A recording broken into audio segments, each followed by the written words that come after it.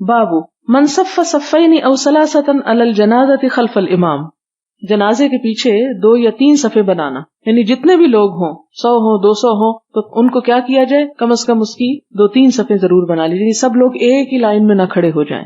حدثنا مسدد عن ابی عوانہ عن قتادہ عن عطاء عن جابر بن عبد اللہ رضی اللہ عنہما ان رسول اللہ صلی اللہ علیہ وسلم صلی علی النجاشی، کہ نبی صلی اللہ علیہ وسلم نے نجاشی پر جنازہ پڑھا، نماز پڑھی. فکنت فی الصف الثانی والثالث، تو میں دوسری یا تیسری صف میں تھا، کیونکہ صفوں کی تعداد سے بھی مردے کی حالت پہ اثر پڑتا ہے، یعنی وہ اس کے لیے ایک شفاعت ہوتی ہیں، ایک سفارش ہوتی ہیں. باب الصفوف علی الجنازہ، جنازے کی نماز میں صفیں باندھنا.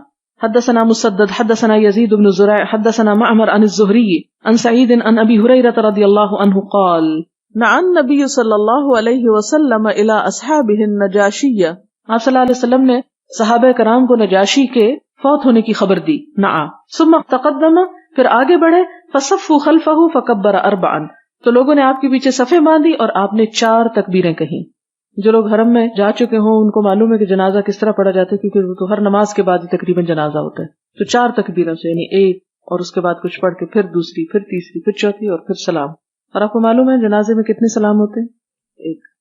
حدثنا مسلم حدثنا شعبہ حدثنا الشیبانی عن الشعبی قال اخبرنی من شہد النبی صلی اللہ علیہ وسلم اتی علی قبر منبوذ، کہ نبی صلی اللہ علیہ وسلم کے ساتھ میں موجود تھا جب آپ ایک الگ تھلگ قبر کے پاس آئے. فصفهم وکبر 4، آپ نے صفیں بنوائی ان کے لیے اور 4 تکبیریں کہی. فقلت یا ابا عمرو من حدثک؟ قال ابن عباس، میں نے پوچھا ابو عمر تم سے کس نے یہ حدیث بیان کی؟ تو کہتے ہیں مجھے ابن عباس نے. حدثنا ابراہیم بن موسیٰ اخبرنا ہشام بن یوسف ان ابن جریج اخبرهم قال اخبرنی عطاء انه سمع جابر بن عبد اللہ رضی اللہ عنہما یقول قال النبی صلی اللہ علیہ وسلم قد توفی اليوم رجل صالح من الحبش، نبی صلی اللہ علیہ وسلم نے فرمایا کہ فوت ہو گیا ایک نیک انسان اہل حبشہ میں سے.